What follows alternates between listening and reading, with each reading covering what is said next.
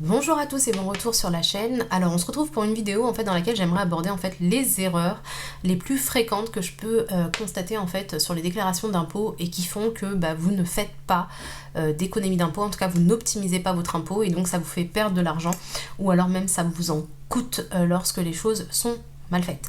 Donc ce que je vous propose c'est qu'on en parle rapidement. Alors comme vous le savez en fait le service de déclaration en ligne est d'ores et déjà ouvert, d'accord ? Et vous avez des dates limites de déclaration. Donc si votre déclaration est déjà faite, mais vous vous rendez compte que vous avez fait une erreur, ou en tout cas qu'il y a quelque chose qui n'est pas optimisé, pas de panique, le service de déclaration n'est pas encore fermé, donc vous pourrez tout à fait retourner et rectifier tout ça dans la foulée. Donc, il y a 3 dates limites de déclaration. Donc il faut savoir que pour les déclarations, en fait, les dates sont réparties par zone. Et donc ces zones correspondent à des numéros de département, donc là où vous habitez. La première zone, c'est les départements 1 à 19, je vais y arriver, et vous avez jusqu'au 25 mai 2023 pour faire votre déclaration. Pour la deuxième zone, vous avez donc le département 20 à 54, y compris les départements de la Corse. Vous avez jusqu'au 1er juin pour effectuer terminer votre déclaration. Et enfin, pour la troisième zone, pour les départements 55 à 976, vous avez jusqu'au 8 juin, donc minuit, pour finaliser votre déclaration. Enfin, pour ceux qui n'auraient pas du tout d'accès à Internet, vous avez encore la possibilité de faire une déclaration papier. Attention, c'est de plus en plus encadré. Et cette déclaration papier, elle concerne aussi les primo-déclarants, puisque normalement, il était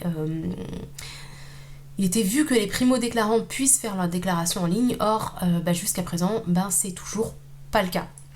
Donc voilà. Donc, ce que je vous propose, c'est qu'on passe rapidement à ces erreurs en fait qui sont souvent commises et c'est bien dommage parce qu'en fait, du coup, ça permet pas d'optimiser son avis d'imposition et puis souvent vous payez et encore quand vous manquez certaines déclarations, du coup, vous payez des pénalités, enfin des amendes pour ne pas avoir fait le nécessaire en temps et en heure. Donc la première chose en fait, la première erreur en tout cas qu'on peut souvent constater en fait, ce sont les personnes qui se sont mariées ou pacsées l'année précédente. Parce que de toute façon, les impôts concernent toujours l'année précédente. Donc souvent, en fait, vous n'avez pas pris le temps de faire une simulation. Alors attention, quand je parle de simulation, que ce soit simulation du barème kilométrique, des frais kilométriques, pardon, peu importe les simulations, je me réfère toujours aux simulations du site impôt.gouv.fr. Pour moi, c'est le seul site qui fait foi. Tous les sites qui vous proposent des simulateurs, pour moi, ça sera toujours de l'à peu près avec des erreurs, alors que si vous vous référez au site des impôts, vous allez directement à la source et vous n'aurez aucun problème puisque vous allez coller très justement au calculateur des impôts même, d'accord ? Donc la première chose à faire, c'est si vous êtes marié ou pacsé l'année précédente, c'est de vous poser la question, est-ce qu'on fait deux séparations séparées ou une commune ? Voire même dans certains cas, peu importe, mais une situation, par rapport à votre situation, est-ce que vous faites deux séparés ou une commune ? Et là, je vous invite clairement à faire une simulation parce que vous allez pouvoir voir quel va être l'intérêt pour vous ou de vous déclarer seul ou de faire la déclaration commune et vous allez pouvoir vous rendre compte en fait de l'économie ou pas à réaliser. Donc ça, c'est la première erreur constatée. La deuxième erreur en fait qui est fréquente, c'est de savoir est-ce que je rattache un enfant ou est-ce que je le détache. Et là, encore une fois, attention à bien prendre connaissance en fait de la situation de votre enfant parce que s'il peut être apprenti, il y a certains salaires d'apprenti en fait qui ne sont pas imposables. Pour les étudiants, c'est pareil, qui ont travaillé, il y a une exonération en fait sur un certain montant. Et donc là, le plus judicieux, à mon sens, c'est c'est vraiment au cas par cas, et c'est pour ça que je ne vais pas rentrer trop dans le détail, c'est au cas par cas de regarder en fait si c'est plus judicieux pour vous de détacher cet enfant ou de le rattacher en fonction de votre situation. Attention à savoir que si vous le détachez, vous ne pouvez pas le rattacher l'année d'après. Il y a quand même des règles à respecter et donc il faut voir aussi si ça peut être judicieux pour vous comme pour lui et à ce moment là ce que je vous invite à faire plutôt c'est à bien vous poser sur votre situation et puis à faire deux simulations. Rien ne vaut mieux que les simulations parce que vous avez les chiffres, c'est parlant et vous pouvez prendre les bonnes décisions en connaissance de cause. Donc ça, c'est la deuxième erreur qu'on peut souvent constater. La troisième erreur qu'on peut constater, en fait, c'est au niveau des traitements et salaires. Il y a beaucoup de personnes, en fait, qui ne calculent pas, en fait, leurs frais réels. C'est-à-dire que lorsque vous rentrez vos traitements et salaires en case 1 à J, vous allez, si vous faites rien, vous allez automatiquement avoir les frais professionnels, donc qui sont de l'ordre de 10%.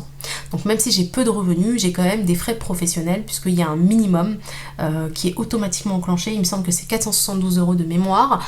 Mais là où ça peut être intéressant, c'est surtout lorsque vous prenez votre voiture pour aller au travail, c'est d'aller calculer vos frais réels. Et là, tout simplement, ce que je vous invite à faire, c'est tout simplement de vous rendre sur le site Mappy. Moi, c'est le site que j'utilise tout le temps, voilà, c'est plus simple pour moi. Vous mettez votre lieu de résidence, votre lieu de travail, vous calculez le nombre de kilomètres. Et ce nombre de kilomètres, vous le multipliez par 2 puisque vous faites un aller-retour dans la journée. Et vous allez avoir le nombre de kilomètres par jour que vous allez multiplier par le nombre de jours travaillés. Ce nombre de jours de travaillés va vous donner, une fois que vous avez fait votre calcul, vous allez avoir le nombre de kilomètres à l'année. Et vous allez vous rendre sur le calcul de frais kilométriques des impôts. D'accord ? On ne va pas sur n'importe quel site, on va sur le site des impôts. Puisque c'est le seul qui fait foi. Et là, vous allez indiquer si vous avez un véhicule thermique, hydrogène ou hybride, ou un véhicule électrique. Alors cette année, les véhicules électriques, il me semble qu'il y a plus 20% en fait par rapport au barème, donc il est encore plus avantageux pour les personnes qui ont un véhicule électrique. Vous allez indiquer donc si c'est une automobile ou un deux roues, le nombre de centimètres cubes si c'est un deux roues bien sûr, le nombre de chevaux, d'accord.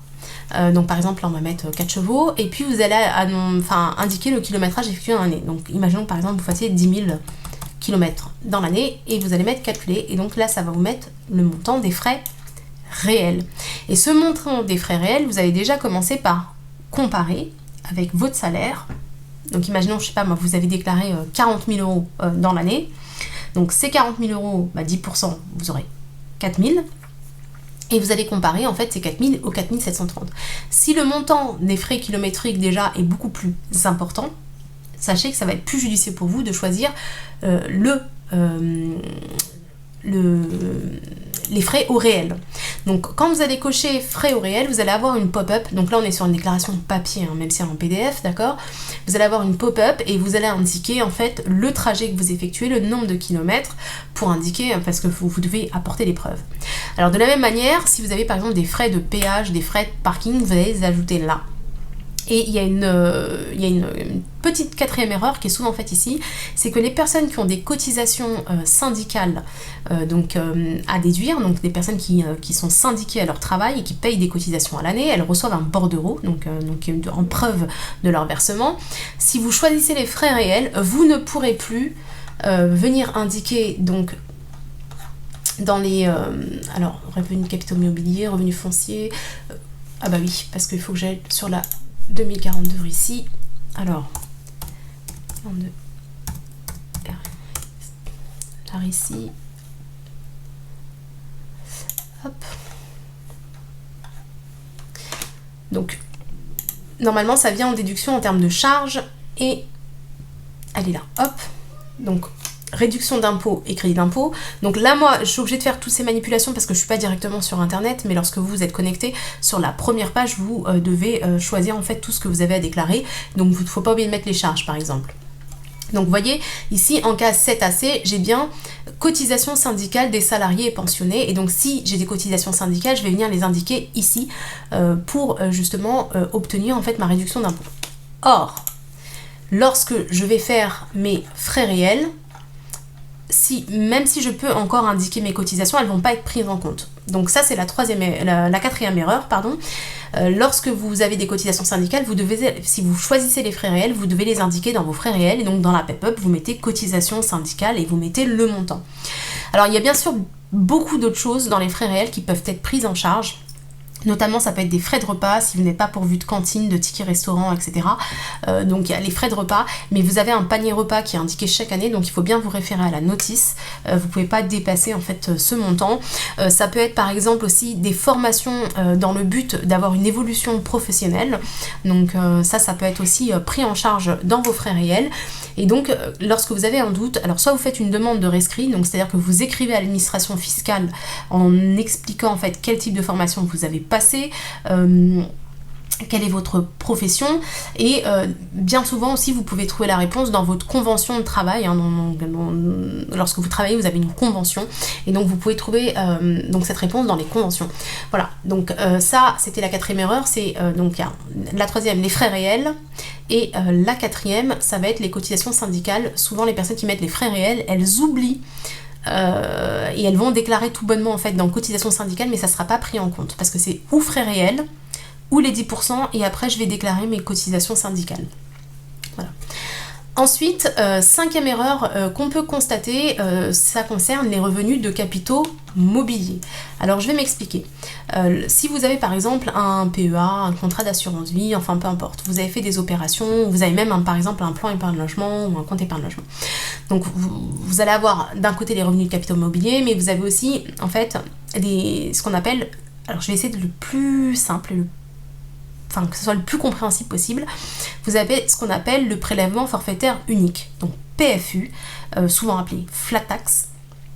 Donc c'est la taxe de 30% en fait qui est prise automatiquement sur certains revenus ou sur certains placements, d'accord, qui est constitué de 12,80% de prélèvements forfaitaires non libératoires, d'accord, et de 17,20% de prélèvements sociaux. Donc ça concerne quoi? Ça va concerner les revenus d'action, donc les dividendes, les revenus qui sont issus des OPC, donc des organismes de placement collectif. Ça va concerner les revenus de placement à revenus fixes. Je pense par exemple aux différents comptes sur livret qui sont vendus par certaines banques, au livret B, livret cerise et compagnie, enfin tous les livrets qui sont fiscalisés. Ça concerne aussi les plans épargne logement et les comptes épargne logement qui ont été souscrits à partir du 1er janvier 2018. Parce qu'avant 2018 c'est une autre particularité, mais la vidéo sur les PEL je la fais pour bientôt. Ça peut concerner les plus-values réalisées, les gains qui auraient été réalisés sur un PEA qui aurait été clôturé avant 5 ans, pour les retraits et les rachats qui auraient été effectués au 1er janvier 2019, bien entendu. Donc ça concerne un peu tout ça. Donc il existe la possibilité, avant le 30 novembre en général de l'année précédente, de demander ce qu'on appelle une demande de dispense fiscale. Cette demande de dispense fiscale, elle s'adresse en fait aux personnes qui auraient une tranche marginale d'imposition, enfin en tout cas elle va être intéressante pour les personnes qui auraient une tranche marginale d'imposition inférieure à 30%, parce que effectivement si je paye mon impôt, enfin dans la globalité je suis dans la tranche à 11 et que je suis au PFU à 30, je perds de l'argent. Donc, je peux faire cette demande de dispense fiscale l'année précédente, en général c'est avant le 30 novembre, il faut que ça soit enregistré. Vu maintenant la multitude de comptes, notamment de plein de comptes dont je parlais tout à l'heure, souvent les personnes ne font pas cette demande de dispense fiscale. Alors bien entendu, pour les intérêts, cette demande de dispense de dispense fiscale, elle va être réservée à des personnes dont le revenu fiscal de référence est inférieur à 25 000 € pour une personne ou 50 000 € pour un couple, donc ça c'est pour les intérêts, d'accord, donc de placement fixe, par exemple compte sur livret et autres. Et pour la partie des dividendes, cette demande de dispense fiscale, elle va être pour les personnes dont le revenu fiscal de référence de l'année N-2 est inférieur à 50 000 € pour une personne seule ou 75 000 € pour un couple. Donc il faut la formuler auprès de l'établissement bancaire en général, d'accord. Souvent, il y a plein de personnes qui ne le font pas, et donc l'erreur qui va être faite, c'est lorsque vous êtes sur la 2042, vous avez encore la possibilité de rectifier en cochant en fait la case 2OP qui est vous optez pour l'imposition au barème de revenus de capitaux mobiliers et gains de cession de valeur mobilière.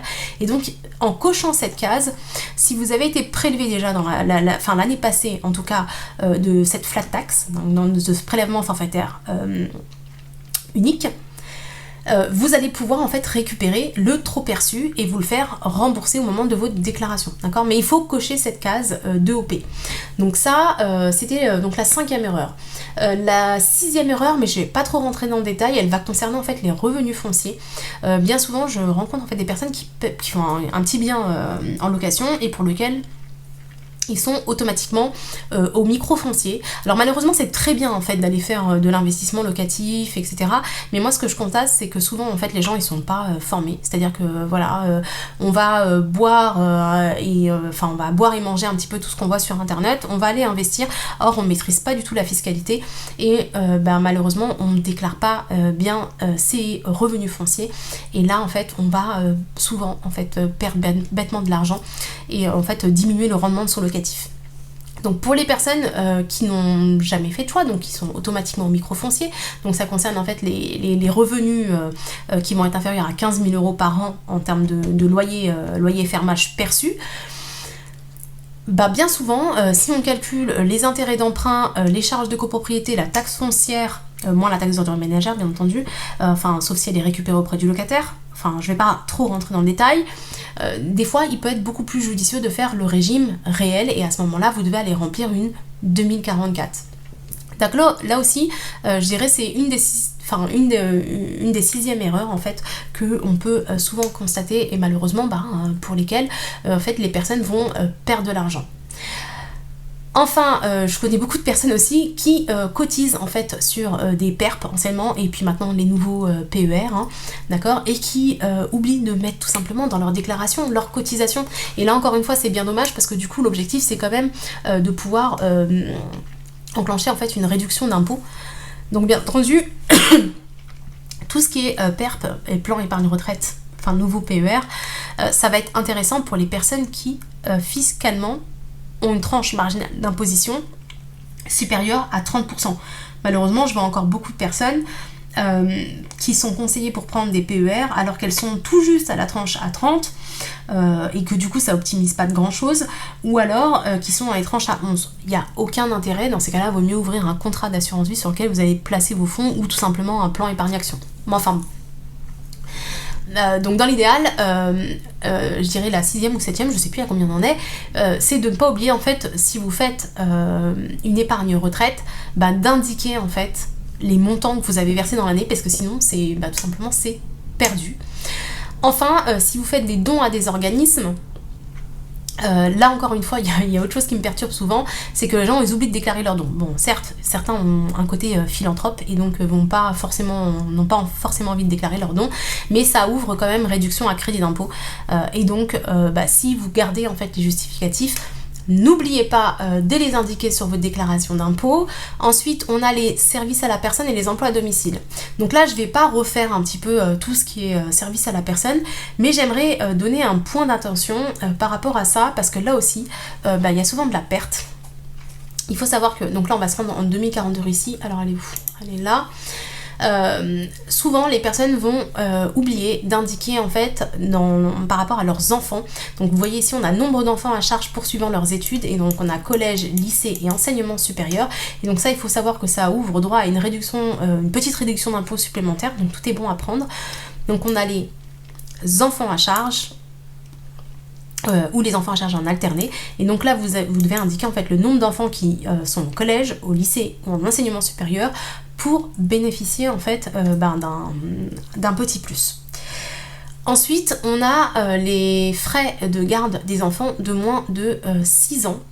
Donc vous devez mettre tout simplement les enfants à charge, vous devez les mettre ici, et ça aussi c'est pareil, ça va vous ouvrir une réduction supplémentaire.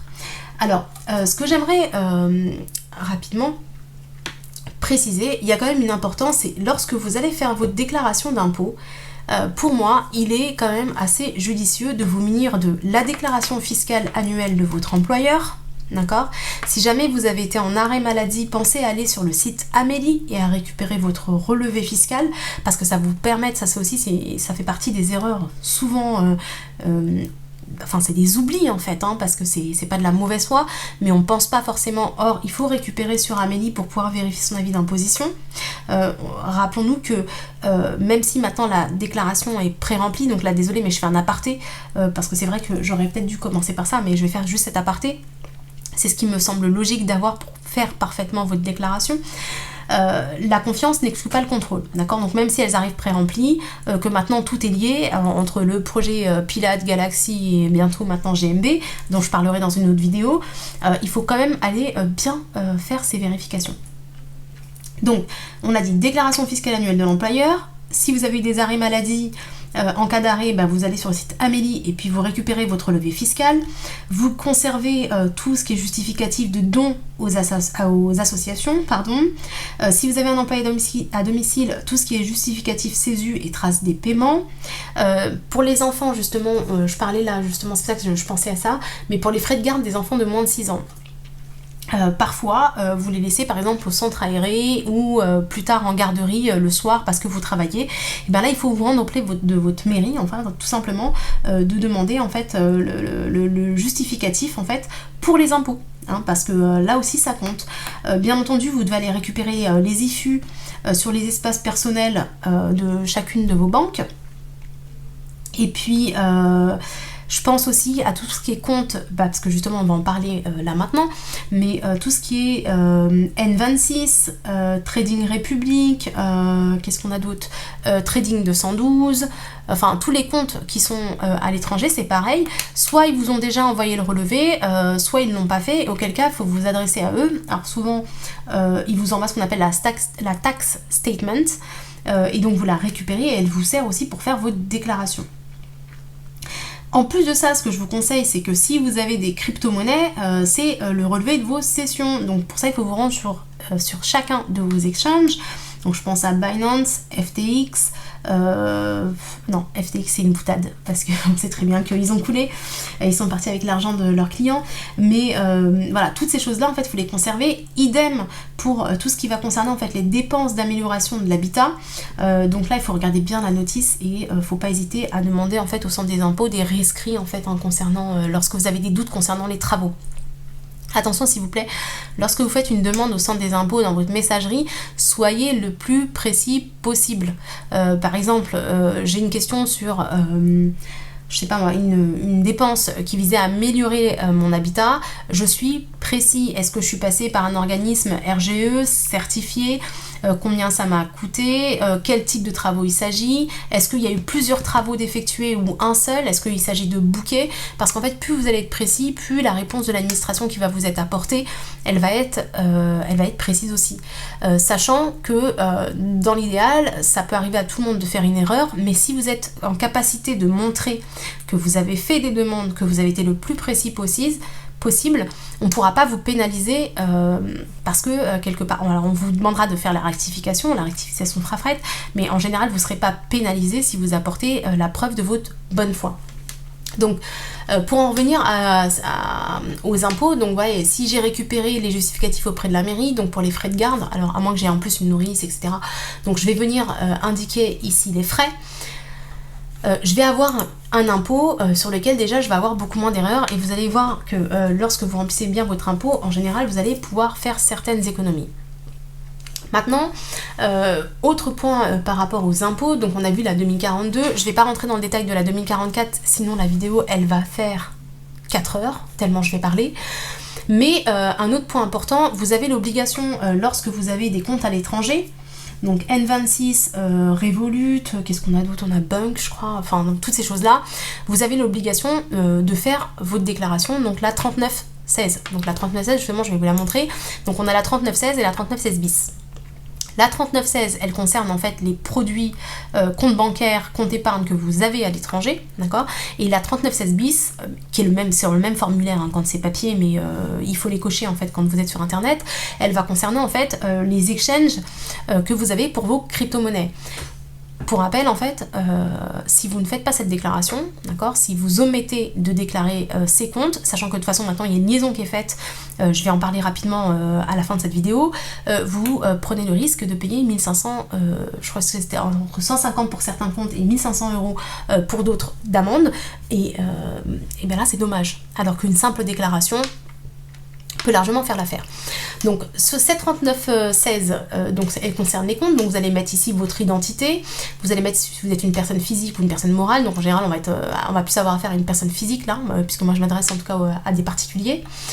Vous allez indiquer si c'est un compte bancaire, si c'est un contrat de capitalisation, donc si c'est des comptes épargne, comptes courants, etc. Et vous allez devoir remplir en fait le nom du PSAN, donc c'est-à-dire en fait le nom, par exemple si c'est Binance, vous allez mettre Binance.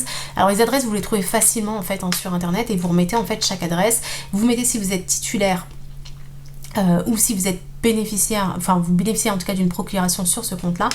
Et puis vous allez mettre si c'est un usage personnel, un usage professionnel ou un usage mixte. En tout cas, soyez le plus précis lorsque vous remplissez. Et c'est la même fiche que vous remplissez en fait pour les exchanges. À la seule différence que pour les comptes détenus à l'étranger, la déclaration elle va s'arrêter ici, d'accord? Donc vous devrez bien mettre la date à laquelle vous avez ouvert, la date à laquelle, enfin si le contrat est clos, la date à laquelle vous avez clos ce contrat, et vous devez dater et signer. Lorsqu'il s'agit d'un exchange de crypto-monnaie, et bien là, on va aller encore plus loin parce que vous allez devoir remplir ce qu'on appelle la 2086.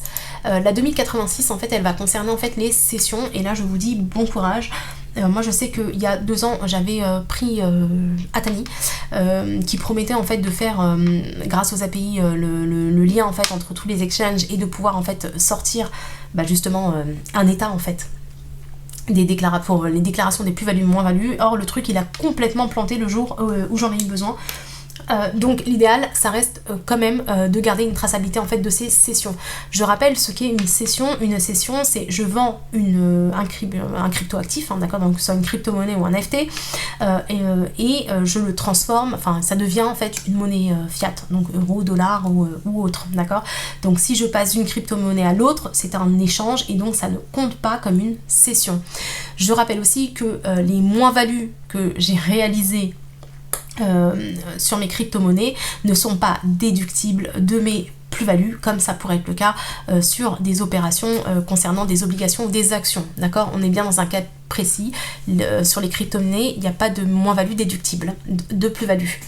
Donc là ce que je vais devoir indiquer c'est mon adresse bien entendu, je vais devoir indiquer ce que j'ai cédé, le prix de cession, est-ce que ça a été négatif, positif, et bien sûr je vais être taxée à la flat tax sur mes gains si j'ai des gains. Si j'ai fait des échanges ça ne compte pas. Par contre attention aux personnes qui auraient des cartes crypto.com ou des cartes Binance, lorsque vous achetez et qu'en fait vous achetez au travers de crypto-monnaie, pas de monnaie fiat hein, mais de crypto-monnaie, il s'agit bien là d'une cession et donc chaque achat peut être considéré comme une cession et donc vous devez indiquer en fait à chaque fois le montant des ventes. Donc c'est un petit peu farfelu. Au niveau des crypto-monnaies ça n'a pas encore vraiment évolué par rapport aux impôts et bon ça reste assez compliqué dira-t-on. Donc c'est pareil, lorsque vous ne faites pas ces déclarations, c'est des pénalités qui vous attendent, sachant que, vous l'avez noté, en fait, maintenant tous les exchanges et tous les comptes à l'étranger vous demandent votre numéro d'identifiant fiscal. Et donc ça me permet de faire la liaison avec la suite, mais je ne vais pas m'étaler parce qu'on est déjà, je pense, à 27 minutes vidéo. Donc je ne veux pas que ce soit trop long, mais je pense que je vais juste vous expliquer rapidement la nouveauté. Donc la grande nouveauté c'est GMB, donc gérez mes biens, qui est une nouvelle obligation fiscale que vous devez impérativement remplir avant le 30 juin, donc que vous soyez professionnel ou particulier, et ça concerne en fait vos biens immobiliers détenus. Donc ça peut être des biens que vous avez en nue propriété, pour lesquels vous êtes usufruitier, pour lesquels vous êtes en indivision, ça peut concerner aussi des SCI, donc ça faudra le faire sur le GMB mais professionnel. Et donc prenez-y-vous à l'avance parce que vous devez en fait recevoir un code d'activation pour pouvoir accéder à votre GMB professionnel. Enfin, ça va concerner en fait tous les biens que vous possédez et quand je dis tous les biens, c'est donc ça peut être le bien, le garage, ça peut être votre cave, ça peut être une dépendance, enfin bref, tout ce que vous possédez en termes de biens immobiliers.